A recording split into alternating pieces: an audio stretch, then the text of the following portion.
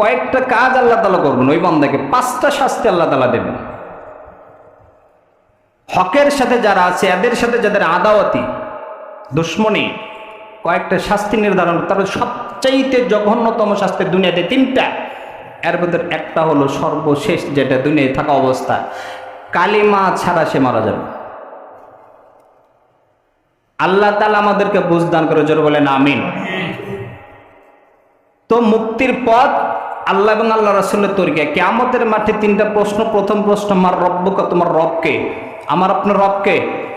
জোরে বলেন, একটা জোরে বলেন আল্লাহ, আবার বলেন আল্লাহু আকবার। আমার আপনার রব। 2 নম্বর প্রশ্ন, আমা দীনুকা, তোমার দিন কি, ধর্ম কি? আমার আপনার ধর্ম কি? ইসলাম। এখানে যারা বাংলায় বলে ওই সময় সকলে অটো আরবি হয়ে যাবে, জান্নাতের ভাষা আরবি।